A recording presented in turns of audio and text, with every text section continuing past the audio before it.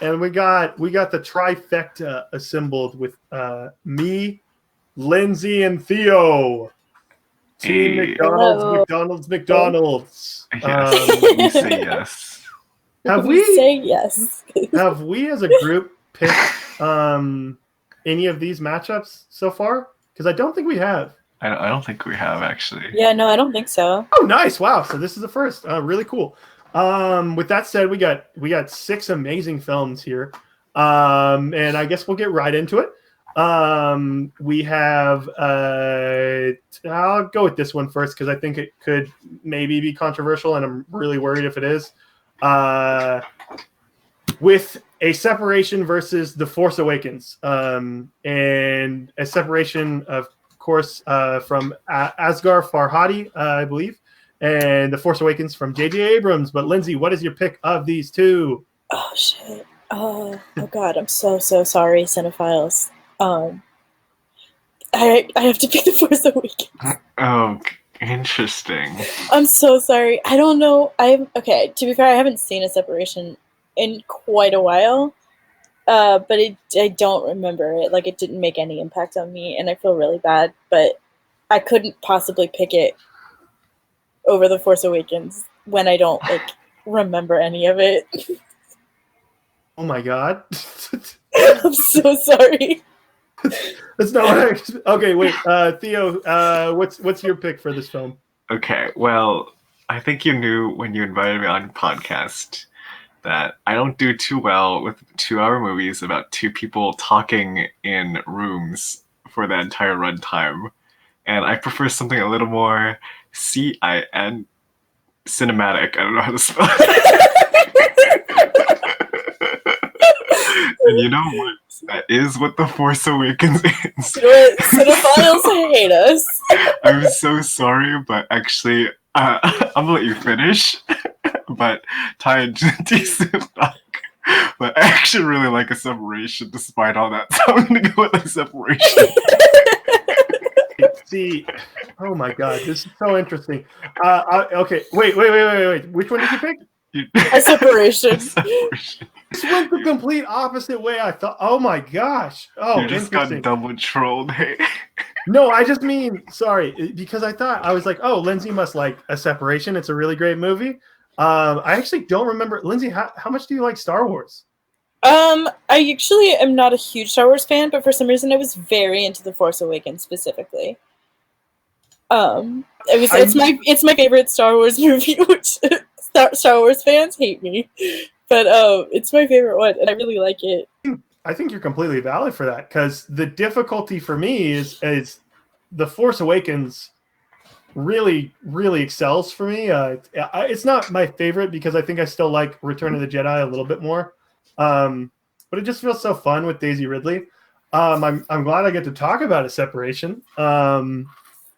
And I think it's just a really amazing film. When you watch like a film like, I don't know, 12 Angry Men, it's like, oh, well, all they needed was a camera, a table, and just good conversation. I think a separation is that same thing. It's got really great actors that just make this movie a force. I watched this recently, just to be clear, a separation. But I really want Payman Nadi to get a chance over here in the U.S. acting in more than Six Underground, and he's by far like the best actor in Six Underground, which unfortunately he's used as like comedic relief. And Layla Hatami as well, like both of them are incredible.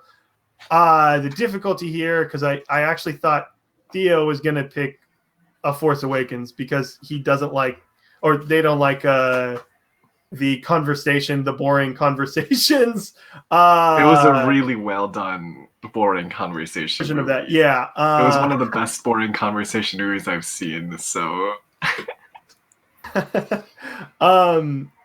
the only thing that, because this is difficult because I did this in Coco and Nice Guys. I think I like Nice Guys a little bit more than Coco, but I think Coco is like more of an important movie, I guess, of the decade. Like it signifies something more. And I feel the same way about a separation over The Force Awakens, but The Force Awakens is like one of my favorite movies of all time.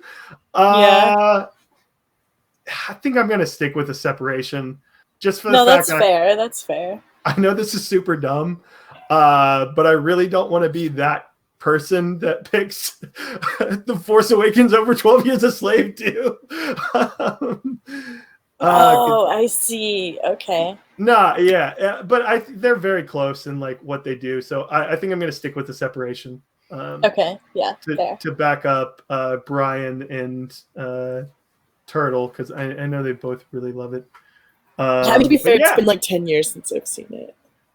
Oh yeah, you know, I think that's fair enough to be like, oh hey, it hasn't stuck with me, so Yeah. But yeah, no, a separation making it with Asghar Farhadi getting in, nudging out Abrams in a stunner, sort of, because didn't expect you guys to vote how you did. Sorry. But this next one, I guess, could go interesting as well.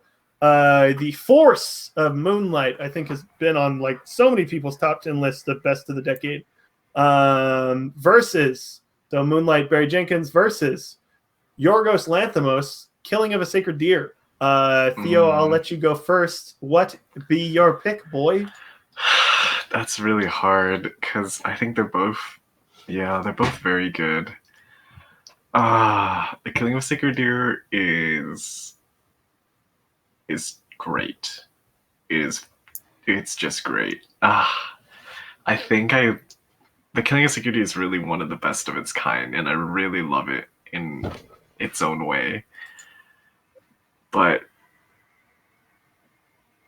damn, I gotta go with Moonlight. I really like Moonlight. I don't know. I think it's a very ambitious movie.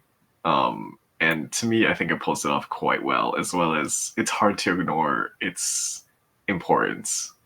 Whereas I don't think as many people were flummoxed when The Killing of a Sacred Deer got snubbed at Oscars. But Barry Keoghan deserved the picks. True. No, I guess I'll leave this up to Lindsay because I'm gonna go Killing of a Sacred Deer. I completely 100% agree with you. Moonlight like signifies so much and made like monumental changes and was even crazier how it won Best Picture like in the manner it did so, which was insane. But yeah, no, I think Moonlight just doesn't, for whatever reason, it just doesn't resonate with me as well as other people. And I've heard tons of people talk about like why it means so much to them. And I've really appreciated like hearing that. But I think Killing of a Sacred Deer just feels Kubrickian to me. And I know that word gets tossed around a little bit, but I feel like it actually is applicable in Killing of a Sacred Deer. But Lindsay, I'll let you decide this. Well, I think you know where I'm going to go. Because Moonlight's one of my favorite movies of all time. And I do think that Killing of a Sacred Deer is a great movie, and I really like it. But Moonlight is like way above Killing of a Sacred Deer for me, just in terms of significance and general filmmaking. I don't know. I think it just like, it's such a beautiful movie. And so, yeah, I just love it so much. So I have to go with Moonlight. Nice. So Barry Jenkins making it. Moving on. B. Jenks in the house. I was about to write Barry Jenkins instead of Moonlight. But this last one is a doozy because these films aren't very similar, even though I guess they could be categorized in the same genre if you want. The Farewell, directed by Lulu Wang. Straight after doing the Moonlight pick. But then versus Scott Pilgrim versus the World with Edgar Wright. And I'll go first. This one's actually very difficult for me. Mostly because I think the issue is I worry in my head a little bit if recency bias is kicking in. Because I've even watched Scott Pilgrim like fairly like last year as well. And I know The Farewell came out in 2019 and we already had Rocket Man make it in the round of 32 because of some interesting sus tournament falling of everything. So, it's interesting that two movies and probably Parasite is going to be joining that shortly in the round of 32. But I'm probably going to go The Farewell. I think it's very close again. but The Farewell like just feels like transcendent filmmaking. It feels like a story that in 2010, when the Scott Pilgrim came out, that's a movie that wouldn't get made, unfortunately.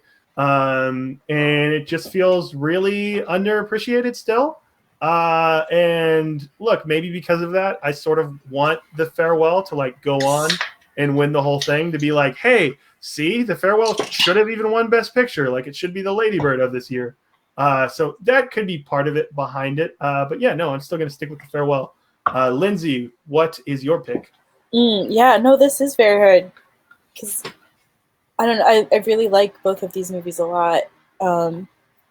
And you're right, like, because The Farewell is so recent, whereas Scott Pilgrim has had time to like kind of set itself culturally, because it became like such like a cult status kind of thing. Big thing, yeah. And so it's just like it's such a big movie compared to this like small indie that not enough people have seen, that came out at like less than a year ago. Yet, hopefully. No, totally. That's what I mean. It's like hard to compare. No, sorry, them. I was just throwing that up for myself. It's what I have to say when I sleep at night. Just in terms of like general filmmaking and writing, I think The Farewell is stronger, and I love it. And so I'm gonna go with The Farewell. Oh, neat. Theo, what would have been your pick? Obviously, it's locked in, but easily Scott Pilgrim. Just kidding. It's number one. Oh. I actually do like Scott Pilgrim a lot. It's just, it's one of those no questions for me, unfortunately. Like, I really do like. I think Scott Pilgrim is my second favorite from Edgar Wright, right after the Hot Fuzz, which I think is a masterpiece. Hot Fuzz is incredible. I think Hot Fuzz could have a really good chance of winning if we did a 2010s tourney. Yes. Because that movie's awesome. But yeah, that's going to do it. Lulu Wang, Barry Jenks, and Asghar Farhadi. Whoa, what a great group of directors joining the round. Great job. Look at us. Man, it could have so easily been Barry Jenks, Lulu Wang, and J.J. Abrams, and even more powerful. It could have easily been Edgar Wright, J.J. Abrams, and Yorgos. True. Which is a very different group. Yes. Oh yes. Oh man, I feel like Asghar Farhadi is like, oh well, I'll just make a movie about y'all two dating, and then JJ's like, oh, come on over here, Edgar Wright. We can vroom car and we can add in some lens flares, you know. And Yorgos is like, wait, how can we make this more Greek weird? Like, yeah, no, back to the recording probably.